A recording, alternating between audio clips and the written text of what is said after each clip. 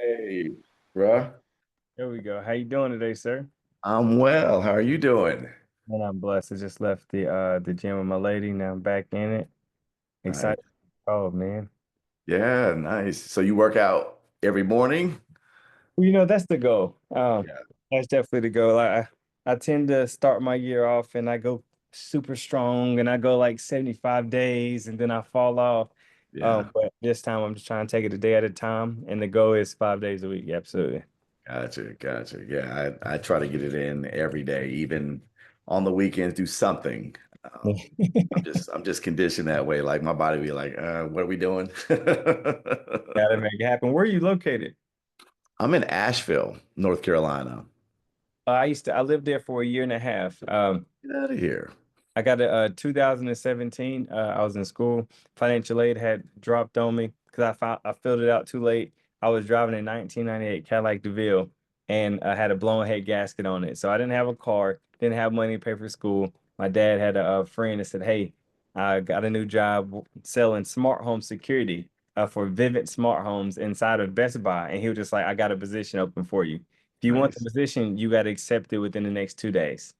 Sheesh. I mean, I was just like, let's do it. So I went, did a week of training in Detroit. I came back home, moved to Asheville, North Carolina. I was working in Best Buy area. I live probably about 10 minutes away from Biltmore. Yeah, yeah. Okay.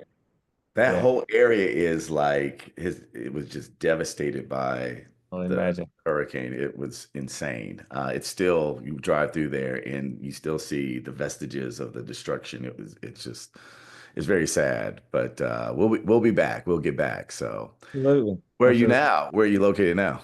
So now I'm in Houston, Texas. I moved here in 2020 after I graduated from University of Tennessee at Chattanooga. Mm, Graduated with a degree in exercise science with a minor in business. I had a brand called RexFit. That was my brand. I was a personal trainer, group trainer, and the goal was to take over the world, right? right. And then COVID hit, right? COVID hit, slowed a lot of stuff down. I had a social media presence as far as people viewing and watching, but I didn't have social media clients. So Mm, that shut everything down. And then shortly after that, man, I moved home and I got robbed at gunpoint. Yeah, I got robbed at gunpoint, and snap. that changed everything for me. And that kind of propelled me to go into this field because I did some internal work over the next 2 months. I was reading a lot, I was journaling a lot, and I was like, you know what?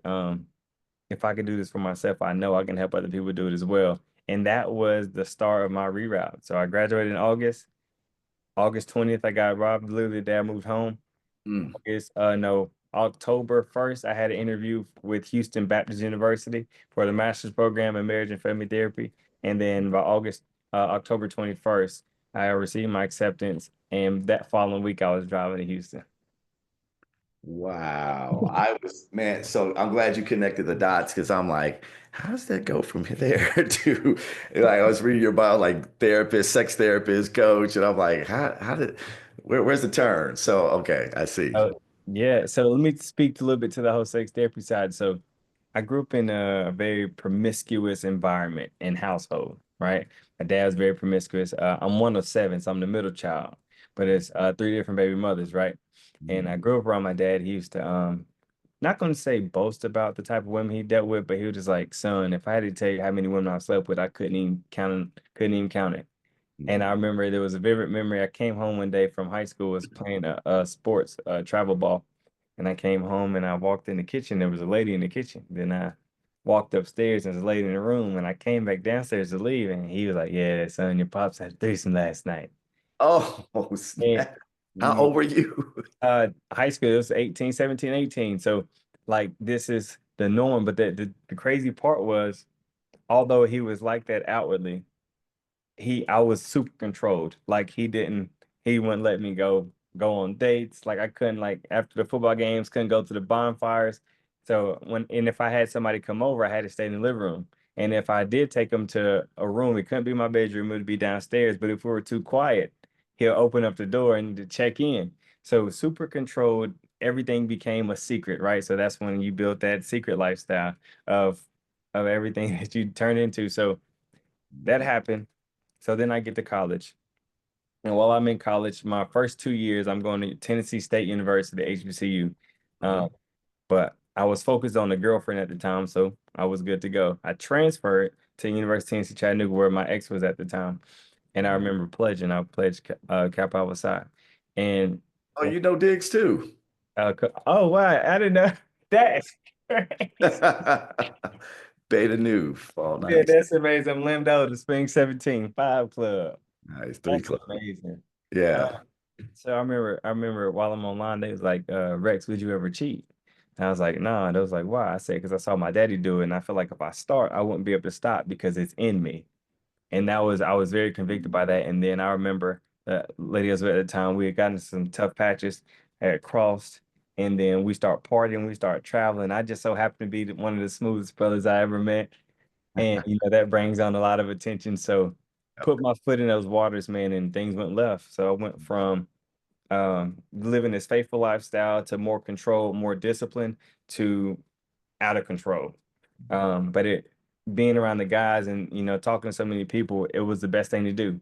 But I was in the deepest, darkest place I've ever been in. So with the thought of therapy, in my mind, because I was like, I can write about it in journals. I can write sex poems.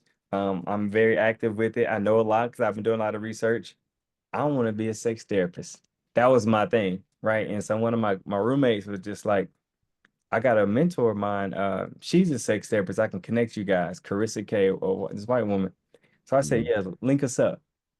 We connected. We sat down. She was a marriage and family therapist. She was kind of giving me the framework. She was like, Rex, sex therapy is it's a certification, but you can't get to that before you get a master's. But in my Mm. mind, I was like, this was before the robbery. This was like 2 or 3 months before the robbery. I was like, I don't care nothing about like the counseling side. I just want to do the sex therapy side. Yeah. But like, we're just letting you know you can't get to that without this. So that's when the seed was planted, but I didn't think too much of it. I was just going to continue to go about doing what I was going to do. And then literally after the robbery, after I read the book Cognitive Behavior Therapy, took myself through the exercises. That's when I said to myself, oh, if I can do this for myself, I can do it for others. I started Mhm. looking at different programs. The thing that caught my eye was marriage and family therapy. I said, I come from a dysfunctional family. I wasn't really taught too much. Not many people got married. Everybody's having kids early. This is the route I'm going to take. And then I found out, okay, Rex, once you graduate or getting close to graduate, you can start these other programs, sex therapy programs. So I started doing that through this institute called the Bueller's Institute, and it's essentially like a 18-month, 22-month track. Um, it's been extremely dope. For the most part, I will say I've learned more outside the institute than I've learned in it because it's like very surface level information, I feel like. But yeah, that's kind of how and where I am now. So when I looked up men who are certified, there are zero Black certified male sex therapists in Texas, in the state of Texas. Wow. So I was saying to myself, all right, Rex, press the gas, do what you got to do, get this bad boy completed. So whenever you get that official credential, when people look you up, they realize you are the first. And I can promote myself as the first. But Nice. that's kind of been a motivational driver for sure. Yeah, that's tremendous. Normally, our interest in things are things where we have had similar issues with, and we when we repurpose our pain, we realize it can help other people. I was like, this brother is how old are you? 29. 29. I was like, this brother is wise beyond his years, man, because you're talking about doing the deep work, the stuff where nobody is looking, the deep internal, why am I the way that I am? What are my traumas? All this stuff that we don't do in general. And I wonder what because I work with men as well. I'm a urologist. So I work with men, and I guess I should give you a little bit about my background just so you know. I've been practicing urology for 17 years. Wow. And one of my favorite things to do is to empower men with their sexual health. And so, I used to kid my patients that would come in with severe ED, like, Yeah. I can fix it. Like we have the technology. We can get an erection at a dead man if we needed to. We have the technology. So don't worry. But I saw the effect that it had on them, like affecting their whole sense of manhood, their value, their worth.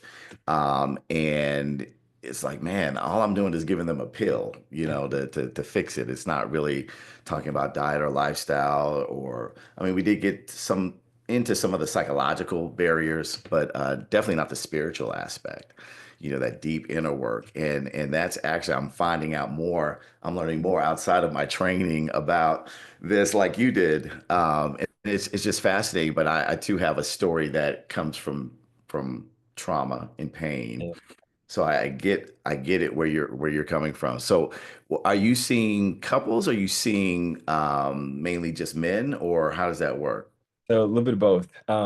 So right now, they always tell you as a beginning counselor, you see everybody, Mm-hmm. right?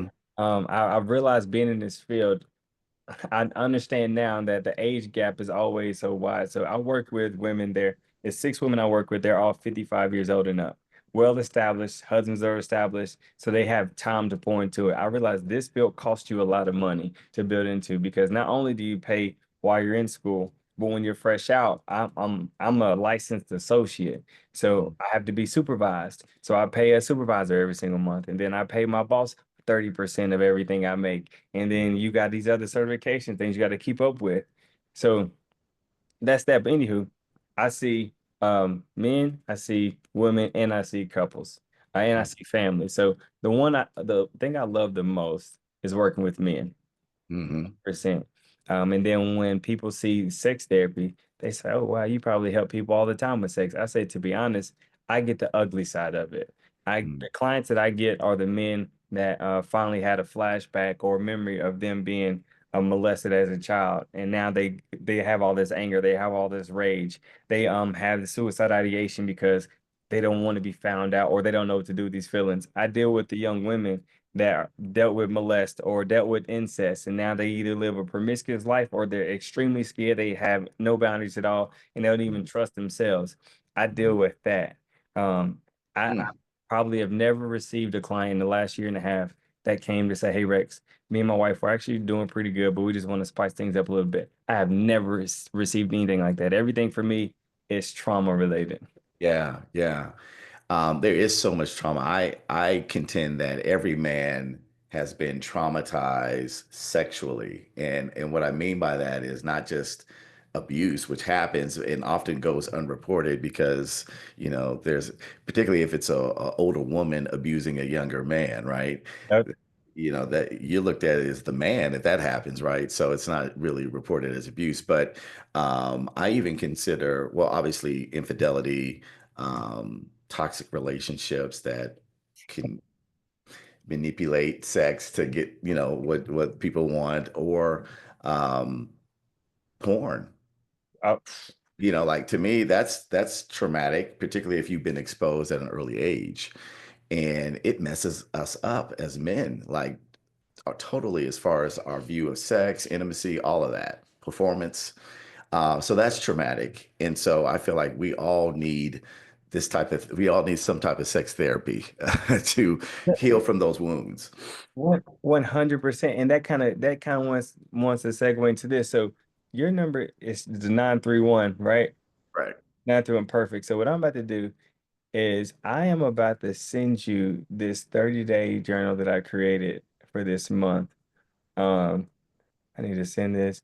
And so interesting is I asked 30 questions to identify the root of where everything started for you for men. And it's called From Bondage to Freedom, 30-Day Journey to Reclaiming Self-Control and Master of Love. So I printed mine out, right?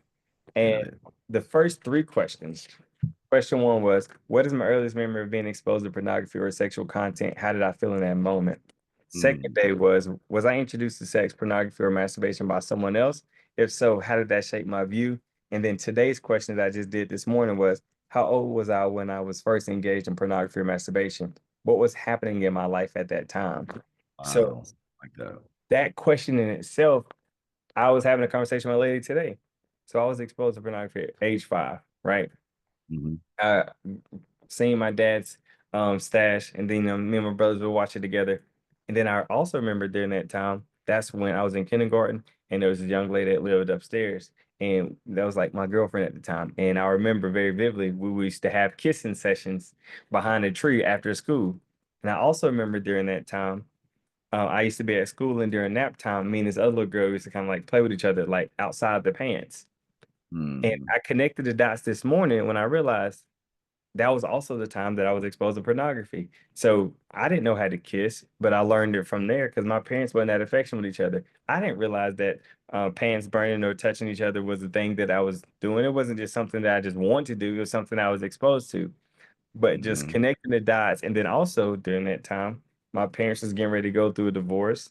There was a lot of arguing and fighting that was happening in that relationship. And the a major piece of that trauma that came from being in that time period was, so my dad had these friends. They used to come over, Corey, and I forgot his lady's name, but they used to come over all the time. And during that time they came over, I remember it was playing games at the dining room table, and it just got loud. I heard a lot of commotion, so I'm getting out of bed. I walk in the hallway. When I get into the hallway and see them, uh, they both have knives out. Oh, no, no, yeah, I heard that part. He went Yeah. out and got the gun, and then okay, Yeah, yes, yeah. went out, got the gun. He shot 3 times out of the door. Came back in the house, laid on the couch like damn near lifeless. And Hmm. I don't remember who called the cops or how that happened, but I just remember um him going to the hospital, getting stitches and everything. Was wounded for a couple of well for a couple of weeks, and taking family pictures shortly after that. But I never spoke with a psychiatrist, never spoke to a therapist, I never spoke with a school counselor about all that. So that's happening in my world. And everything else, I found my control, I found my peace in the pornography and their masturbation and dealing with the young women. But it's just like it wasn't until these moments when I'm journaling where the dots are really starting to connect. Mm.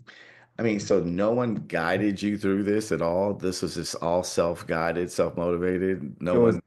all like literally when I tell you all self, I got tired of myself because there's a part where I Mm, was when I was a senior in college, at that time, going into my senior year, it was 2018, I only had sex with 5 women, right?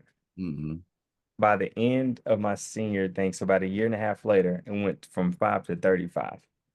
And I was like, it was when you sit back and you think about it, Wow. Rex, what the hell are you doing? Like, Mhm. if, yes, I was having fun, but like I said, I was in a deep, dark place. For me, it was all about control. I jumped into BDSM, like control, dominance, all of that was a thing for me. And then I even created this alter ego named Rexington. But I didn't understand it. I truly didn't understand it. I thought it was cool at first, and then it became a real thing. And then I remember talking to one of my mentors who just so happened to be a counselor. And she was like, Rexington, that's like multiple personalities, the way you're breaking it down to me. So I'm having these conversations. So, but when I started my healing journey, I used to write poems, but I realized the only way that I could express myself was sexually. So the first 10 poems I would write was all about dominance, was all about control, was all about like getting my way. And I would write about my alter ego. And then I had a sit down family gathering with my family at a cabin. And so I have 2 uncles that were alcoholics and crackheads, right? They passed because the drugs got too much. One of them passed because his heart exploded because of a drug. The other one moved away. And so instead of doing drugs in Tennessee, he moved to Connecticut and those drugs just took him out. I have a sister that's alcoholic. So, but during that time, everybody was there. So I could see my uncles doing drugs at the time. Everybody was drinking, and then my sister got into alcohol and got pissy drunk on the couch, and everybody's mad at her because she's got into alcohol. But I'm like, but we got it out. You know what I'm saying? I'm sitting back and I'm just watching everything. And then from there, I wrote a poem called Dysfunctional Family. And if you don't mind, I want to share it because it's like a segue into everything else. Dysfunctional. And this is the poem that got me on the right track of, okay, there's a lot of work to be done, and this is where I'm going to start. And from Mhm. that point, I didn't write any more sexual poems because I knew how to express. I had the words now, and I had the stories. Mhm. Um, so here we go. Go here. No, 1 second. That's interesting you say that because I feel like a lot of us as men, we kind of experience everything through our penis in a sense, right? We live through our penis, and that's how we feel emotion. That's how we feel close.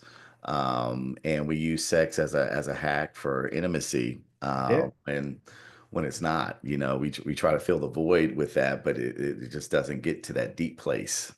So yeah, I get it. Ever. So, and that reminds me of the book Existential Points of the Penis. It gave me language Yeah. for that.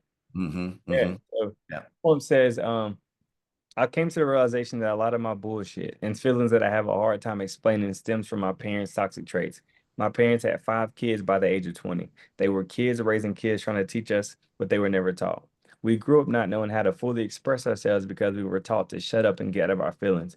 We grew up not knowing how to properly communicate because all we saw was arguing and fighting. It was a constant battle between who was right and who was wrong, and it was never what's the problem and how can we fix it. It's hard trying to talk to our parents about our problems because they were dealing with their own problems, trying to raise us, feed us, and work on their marriage. Growing up, we needed things that they couldn't give us because it was never given to them. It's hard trying to teach what you were never taught, and it's hard staying afloat when it feels like the weight of the world is on your shoulders. Growing up, we knew and felt love, but it came in many different forms. Some love was shown by gifts, hugs, and kisses, or really nice home cooked meals, but most of it was tough love. We all have problems that stem from our childhood, problems with expressing ourselves, problems with effective communication, problems with intimacy and love, some problems that we can understand and some problems we can't. I was just like, those problems turn into habits and those habits turn into addictions. We're all fucked up in some way, form, or fashion. It took a while to figure this out. And now that I have, one thing is very clear. Although we grew up in a house, the older I get, the more I realize the house was never a home. I'm a product of a dysfunctional family. Mm. And from that point, my writing shifted, my paradigm shifted, the books that I was reading shifted, and that's when I just started the program. And I said, I'm going to do everything to pour into myself, to understand my family, because I have to be the game changer. I have to be the one. If there's nobody else that's going to be a counselor, if there's nobody else that's going to do the deep work, I'm going to be started. So now people see the work through me, through my pages. So now when my mom watches my Instagram, she was like, I realized a lot of my trauma stemmed from my childhood because of the stuff that you watch. I mean, the stuff that you post. And my dad finally said to me 2 months ago, son, when I was a kid, an older woman molested me. And boom, it clicked. That's where everything. I was like, there's a reason why you're the way you are. And it clicked. And that was his first time ever mentioning it. And he never went to therapy for it.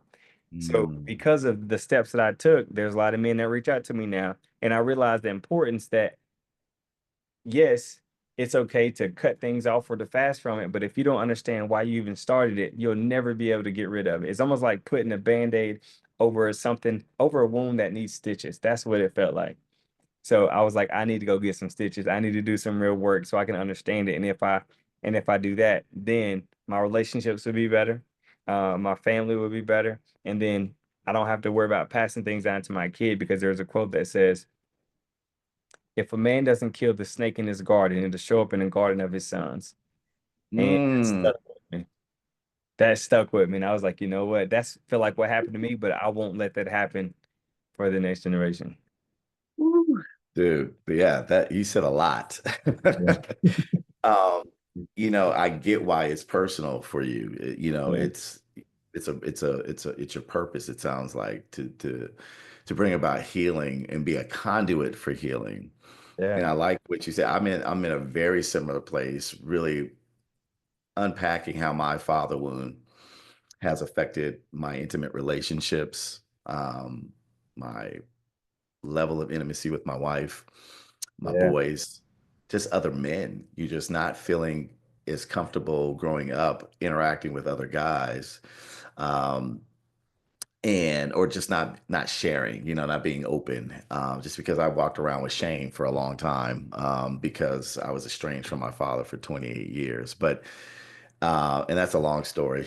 We can get into it some other time. But going through this process and reconciling with him before he died, it brought around about healing for me. But I also recognized, wow, he had a father wound, Mm. and he did not have counseling. He did not have men's groups that he could be a part of to process that. And so that passed down to me. And so what you said is so critical, because not only, can we be the nexus to heal up, but we could heal down too, and heal our children's father wounds, because they have them too. And I didn't realize, even though I was in the home and present, and I went to the games and all that stuff. When they became teenagers, Yeah.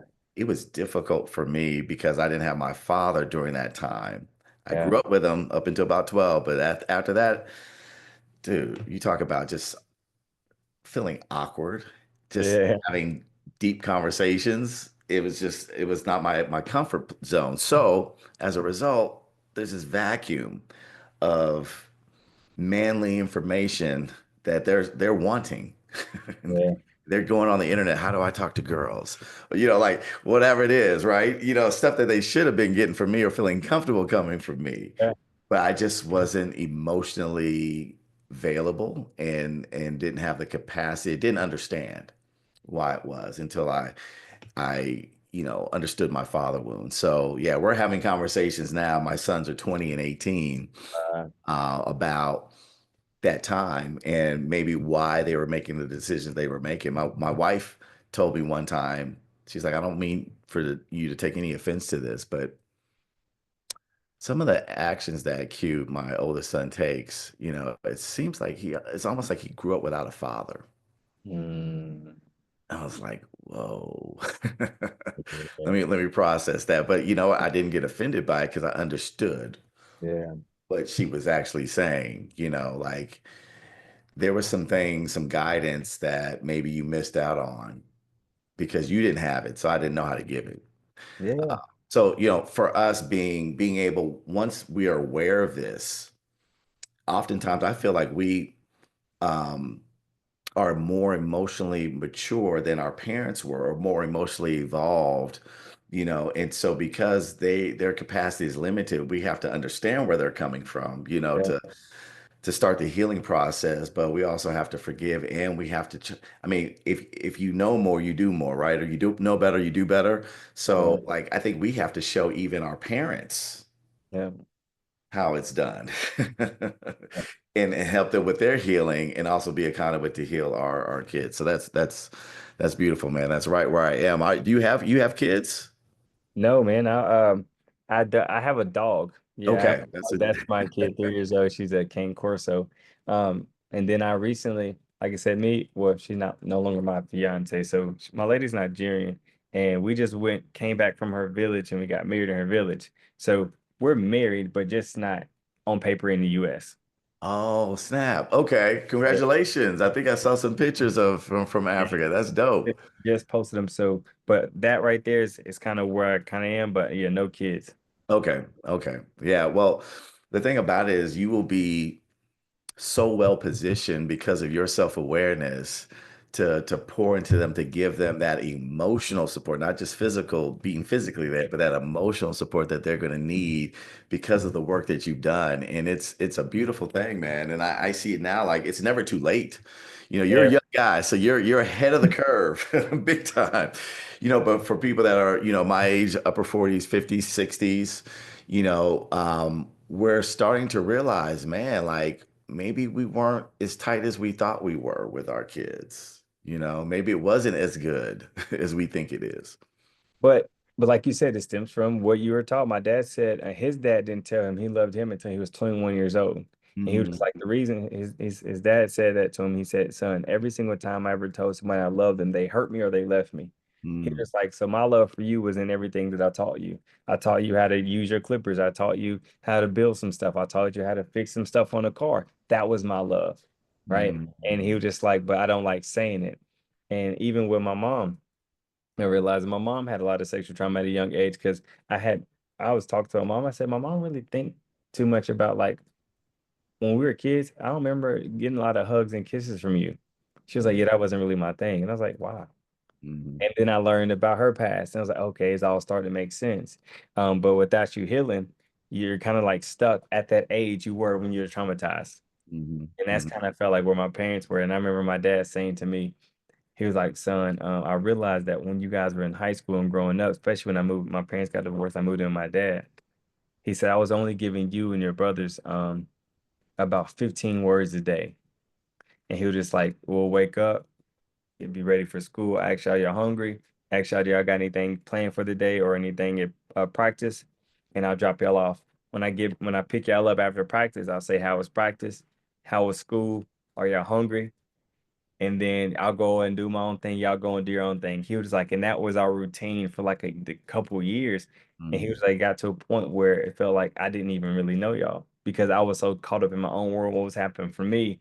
And he was like, so now that you are where you are, in Houston, growing, developing, you're teaching me things based off me watching you. And he was like, I feel like I got to get to learn you all over again because the person you are today, I can't take credit for it.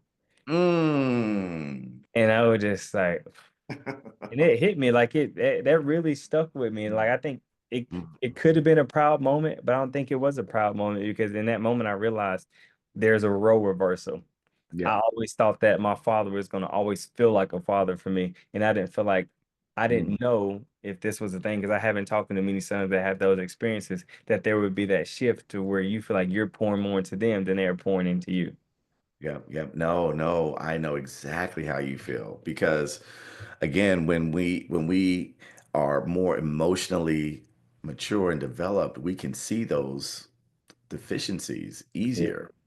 And it becomes like I had a the last time I saw my father alive, he was dying from colorectal cancer. He had basically I had 6 months with him. He reached out to me and went up to see him, visit him with my wife and kids. First time he met any of my family. Wow. So it was crazy. But I wanted to show my boys what a real man does when his family needs him. I was like, I told him I'm not going to abandon you like you abandon us. I'm going Yeah. to be there. I'm going to show you how Yeah. it's done. And then you feel like you're surpassing them. And the last day I saw him, I just kind of looked at him. He had bipolar disorder as well. So it affected all of his personal relationships. And I just looked at him so sad, like, wow, you've missed out so much in your life of contact and love from your family. You don't know your grandkids, you don't know your daughter-in-law, you don't know your daughter, your, son-in-law. You don't know. Yeah. And I got in the bed with him actually and just kind of held him like he was my son Yeah. and just stroking his head, kissing him, just trying to pour love into him, like realizing, man, my dad is wounded, like he never got this, like let me father my father in this moment, which is a crazy feeling, but it does, for me, it felt like my masculinity was solid, like complete. Like I felt like I understand now what it takes to be a man. I didn't get that from him, not Yeah. directly, but through this process. So I wonder if you felt the same way. Yeah, man. It's so interesting. That was a question I asked my guys this morning. So I do this thing called the Morning Mastery Meetup, and we meet every morning from 6:55 to 7:55. And today's questions that I asked him was, what aspects of your life make you feel the most like a man? Mm, And and in the process of answering that, I said, for, throughout my life, up until I got my dog, I felt like a male, right? I have responsibilities. I was a leader. I was taking care of myself. But it wasn't until I had to take care of something else or someone else that I felt like a man. mhm, And that's mm, with my dog. And so even with my dad's situation, I just felt like a male. I just felt like this was my responsibility. If they're not going to do it, then I have to do it. But as mhm, far as like um feeling like a true masculine man, I didn't feel that until literally I had something to take care of outside of myself. mhm. But I guess in a way, me taking care of my family or me pouring into my family was me doing that. So it gave me something to think about. Yeah, yeah. Oh, this is rich. That you're even inspiring your father. So is your relationship with your father, how is that now? So now we're in a good spot. We do talk very often. Now I'm at the point where I'll check him. There's nothing that I have to check him on our level, but in his relational level, he's like, "Yo, son, I'm dealing with this young lady, like woo woo," and it's like I'm starting to see certain things that's not there. But I'll ask him certain questions, like, "How long have you been seeing it though?" He was like, "But it's been about a year." I'm like, "So, but what are you gonna do different?" Like what, and I asked him this, what in you needs to change in order for you to find better fruit in relationships? Mm, So we have those kind of conversations. My dad's very he's away with his words. He's very wise. He knows the Bible. mm. And I had told him one time, I said, Pops, you spent a lot of time while we were growing up pouring into us, giving all these quotes, giving all these sayings. And I said, but I got to a point where I stopped believing you. I stopped taking you serious because you wasn't doing this stuff. You would tell us all the time, but you weren't doing it.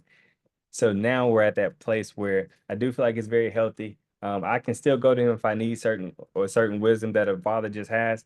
But now I'm able to challenge him without feeling scared, like a little boy. Yeah, yeah, yeah. It sounds like your dad could use a coach. Yeah, yeah, literally, literally. A life coach, just to help. So the skills that you have acquired, you can definitely apply to him.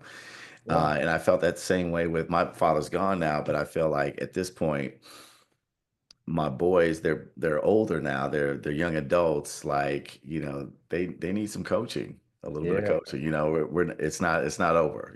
So I still can pour things in, but it's in a different way when you're adulting, or I mean when you're parenting adult children, it's a very different dynamic, because they can pretty So much do what they want to do.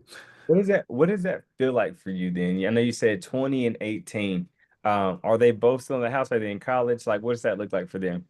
Yeah, one is a sophomore at Davidson, and they both play football, so he went there for that. And my youngest is a junior in high school, so he still lives with us. Okay. Uh, but they're very different. My oldest, um, he he has gotten away with a lot of how should I say this? He hasn't needed to do the personal development as much because of how he looks, because of his Yeah. athletic abilities. Things came easy. Yeah. You No, nod he your said head. like, yeah. Yeah. So he's having to learn some issue some lessons about just character and integrity that, again, I feel like, man, those are lessons I should have taught him earlier, how Yeah. important it is to have that internal success because it's manifested externally Yeah. in the decisions that you make. And, he's just so used to thinking a certain way. And we have very similar patterns of, you know, our earlier relationships and being jaded and, all that stuff, right? Um, but I never talked to him about how I got through it. So he did. So he's still kind of on this path, and it's like even when he's in a good relationship with, he has a self-sabotage thing where it's a self-esteem. I don't feel like I'm worthy to be loved like that. So she must like me for what I'm doing or whatever. And just in case she doesn't like me when she really gets to know me, I'm gonna have something over here just in case to fall back on. So it's like stuff that he didn't even have to do. And that ended up causing him some pain. But it was a great opportunity for us to connect Okay. and for me to, capitalize on that and be like, yo, man, I'm sorry. I'm sorry I wasn't there like you needed that, but let's change that. I want to know come to me with everything. There's no judgment. There's nothing you can do to take away my love. Yeah. We're solid. And so now, man, he's calling me every day, FaceTiming just to talk. I mean, it's tremendous. So, so the follow-up question is that, and you kind of just answered it, but do you feel like you're in a space where you still have influence in their lives? Well, I do. And I think part of it is because I respect them. Mm, I show them respect. I don't nag, and I affirm them. I try to, I'm affectionate, so I still kiss and hug them. They still kiss and hug me, so I feel like they know I'm in their corner. They know that I'm on their side, that I do have influence, which is great. Like that's kind of all you can hope for yeah. is to have some sway in how they think. And I'm very logical, so I know how to appeal to my older son who's just like that. So how I break things down, very logical. So um yeah, man, that's a great question. Um So I want to go ahead. no, I didn't know if you had a Okay. follow-up or Yeah, yeah. So now I'm curious about. your step into urology? Like, what influence? Because you said 15 or 17 years, 17, yeah, yeah. 17, and how old are you right now? I'm 49. Or my dad's 49. Oh, stop, Yeah, stop. yeah. My dad's 49. Mom's 47. Yeah, That's crazy. I'm yeah. old enough to be a dad. That's crazy. So that's Wow. that's extremely dope. So 49 urologists. What was your segue into that? And is that what you went to college for? Yeah, I got exposed. I knew I wanted to be a physician. I just didn't know what. And I had um actually he was my godfather, who's a urologist in Wow. California, who exposed me to it. But I kind of listened in one ear, went out the other because I'm like, I'm not gonna be a dick doctor. Like, that's not me. So, as time went on, I got into med school, and then so we do rotations, and um, I thought I wanted to be a pediatric cardiologist actually, and got on peds and hated it. Just didn't. It was the parents really that made it difficult, but I got on surgery and loved it. And then I actually got a chance to go into the OR with some urologists, and they were cutting up, having fun, but they were doing like big cases. It was like this Yeah. environment was like, wow, this is the OR. I was so used to sterile, um, just really tight OR room with the general surgeon. So that was a breath of fresh air. So, man, I just decided to take a plunge. I had a couple black residents ahead of me that mentored me Yeah. and got into the field, and I love it. I love it. I love operating. I love robotic surgery. I love treating men with ED or low testosterone. I'm a guy, so I get it, so it's like, man, if I can do anything to just get guys to the point where they're healthy sexually, because that's all we think about a lot, right? And when that goes awry, we can't even hear anything else Yeah. almost. Yeah. 'Cause that's our life force. It, it Yeah. absolutely is. And because I was not fully developed emotionally or spiritually, it overemphasized the physical and sexual part of my life. Mm, There was no balance there, and I know the growing pains and the issues I had to deal with in marriage. It was like, I don't want anybody else to deal with that if they don't have to. And again, that's very similar to your motivation. Like, I've learned these lessons. How can I help my brothers learn and not make the same mistakes, and just be healed, just be whole? Because I feel like that's the best thing that we can do for our families, is to be healed and to be whole. you just said a whole lot there, and I really appreciate you for saying that. My follow-up question to that is based on the work that you've done in the last 17 years, Mhm. do you find that men are more so looking for quick fixes? Like, hey, this is going on, fix it? Or do you think that they are willing to do the work to uncover what's underneath the reason why it's not working? I think there's definitely two camps there. You definitely have where we live in a microwave society, so you definitely have those that want the quick fix. But there is a group of guys that want to not just fix a symptom, they want to get to the underlying problem. And those are the guys that I want to reach. The guys that they don't want a band-aid, they want a transformation, they want a transformational change. Yeah. And the only way to do that is get to the root of whatever it is. If it's physical, if it's mental, if it's spiritual, I'm a surgeon. So like, hey, we need to zero in on the cancer, cut it out, do what we have to do to get you whole. Yeah, so that's I don't know if did I answer your question? Absolutely. You absolutely did. So another follow-up question, if you don't mind me asking, Mhm. um, over the last 17 years, what have you learned about yourself throughout all these conversations, all these surgeries, and all these connections that you made within this field?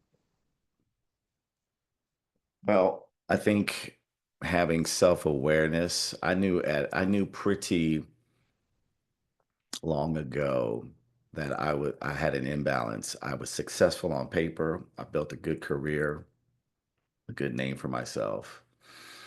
But I knew that I was stunted Yeah. emotionally. And I put all my value into what I did. Yeah, like who we were.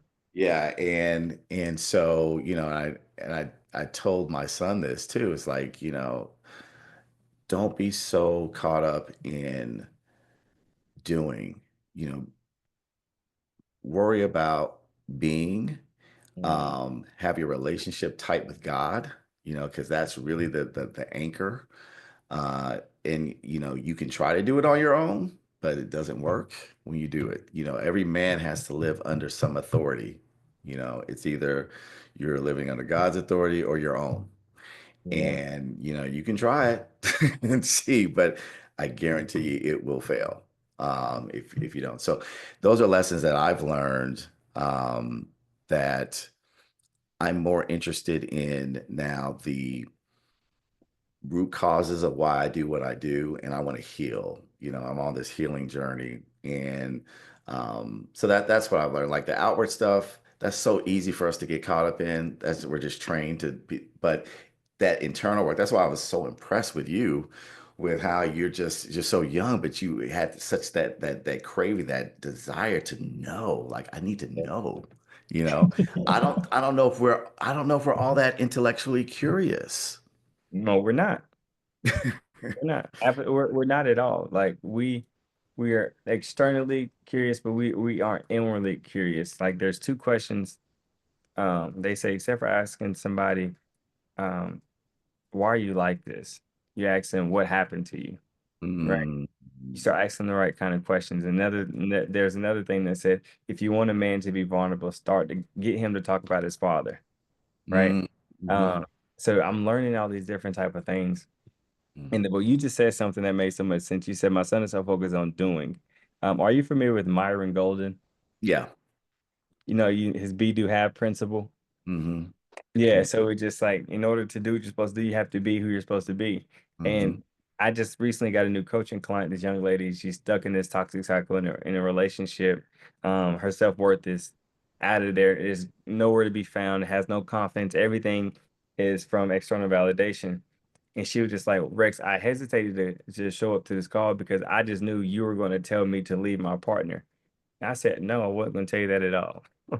I said, Mhm. my focus, I want to know about the relationship that you had with your father. I want to know about the relationship you had with your mom. I want to know about the past relationships that you dealt with. I want to know what your self-care looks like.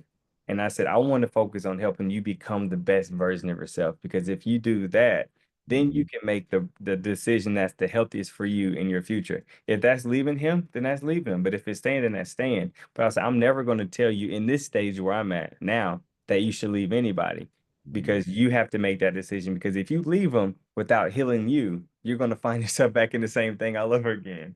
Yeah. Yeah. It's like that makes a lot of sense. So when I tell people what my focus is I want to help men heal. I want to help men become more emotionally intelligent, which is like self-awareness, self-regulation, empathy, motivation, more social skills. I want to Mhm. help men develop in their purpose and in their gift, build that relationship with Christ. Because I tell people all the time, especially my guys, if you have an issue with your car, you go to the manufacturer. If you want to know something about your computer, you're gonna go to Apple. But Mhm. if you want to know something about yourself, you got to go to the person that created you. Exactly. And if Exactly. you're reading the Bible and you're reading the word and God is pouring into you, your heart shifts, your mind shifts, your thought process shifts, your belief, your confidence shifts because you not only do you know who you are, but you know whose you are. Yeah. And when you get people to know who they are and whose they are, then nothing externally can validate them because they get their validation internally. So Mhm. that's my whole focus and my whole framework. And even when it comes to men, I'm the next step for me taking my small groups to the next level is building a personal development academy. Mhm. And the goal for this is I read a lot. So the latest book I've been reading, The New Male Sexuality. Um, Okay. it's the truth about men, sex, and pleasure, includes latest information on Viagra and other breakthrough medical discoveries, things like that. Nice. So every time I read something, I highlight it, I take notes, and then I take the notes and I put them inside of a Google Doc. So the last 10 books that I've read, I heavily notated in my Google Docs.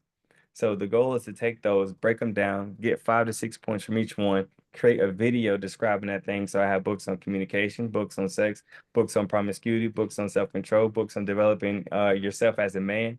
The book I'm Mhm. reading with my guys is called To Be a Man. Mm. So taking that, putting in 10 to 15 minute video segments so you're not watching an hour-long lecture, Right. and just literally using these things to help men to develop. Because if we help the man develop, we can help the family. Oh my goodness, yes. I mean, it really starts with us. We set the tone in so many ways. I guess what would be, and I have to wrap up here, but Absolutely. what would be, and this has been fascinating. I think we're kindred spirits here because we're both really wanting to affect men and have them heal, and be whole for themselves and for their families. What, how can we get guys to care about their mental and spiritual health? That just seems like something that we don't want to dive into as much. Yeah. And it's not sexy. Sometimes it can be painful when you take off the layers and all that stuff. But like, how can we get guys to understand it's important to go through that pain and that process in order to get to the other side? They got to see what it did for you. Hmm. Yeah, Hmm. if you're gonna tell me I need to do something, but you haven't shown me what is done for you, you haven't shown me the success you've received, you haven't shown me that your relationship with your son has gotten better, your relationship with your wife has gotten better, your relationship with yourself has gotten better, you're still out here drinking, you're still out here having sex, you're still out here looking for validation in the world, but you expect for me to believe that finding God is gonna be the best thing for me. So I've realized that our story matters the most, right? Yeah. And it's not popular. Not everybody's going to like it. Not everybody's going to comment, but there's going to be that young man that's going to say, listen, bro, like I heard you, I watched your video, I needed to hear that. Like you just inspired me to open up more, Love right? So that. I think that's what it's going to take, to continue sharing your story, bits and pieces at a time, to continue pouring into these young men and then letting them know like what God has done for you. Hmm. All right. Like, what was my life like without him, and what's my life been like with him? And I Yeah. think I'm so comfortable with sharing my stories now because I've worked through it so much. I've journaled so much, but I've also shared it all the time. And the Mhm. guys in my morning mastery, they're just like, bro, like because you shared so much, even though it's uncomfortable, I'm going to start sharing. Mhm. So the most transformation that happens in a group happens when a guy got on a call. And he was just like, I said, man, check in on a scale of 1 to 5. Where you feeling? He said, oh man, I'm good. I'm great. I said, something in me tell me that you're lying. Mm. Like I don't mean to call you out in front of everybody else, but I do want to challenge you in this moment. And I paused the call. I said, I want this call to be titled Mask Off. And I was just like, I want to see what's really going on in your world. Mhm. And his shoulders collapsed and he was like, man, I'm not in a good space. Like school ain't going like it's supposed to be going. I'm battling with my sexuality because I want a wife, but the last 7 years I spent time with a man because that's the only where my validation was. And he was like, so women want me because of sex, but they don't want me to be a husband. And like I'm just in this dark space where I want God to shift and change my heart, but it's like I'm not sure because I spent the last 7 years doing this. I don't. My body knows what that feels like. My body wants that, but my mind, I want this. So Mm. I'm in a bad spot. And I was like, Mhm. brother, thank you. Mhm. Thank you. Mhm. I said, this is where it starts, Yep. right? But the only way he got to the point of that vulnerability is because I was vulnerable with him. And another brother, he was just like, I'm not gonna lie to you. My wife just asked for a divorce. My Wow. wife just asked for a divorce. And I was like, man, I said, it was 15 guys on the call at the time. We had like 20 minutes left. And I said, I want to Mhm. stop the call. And I said, if you're comfortable, I want every brother to say a prayer for him one by one. So we Mm. said this prayer for him.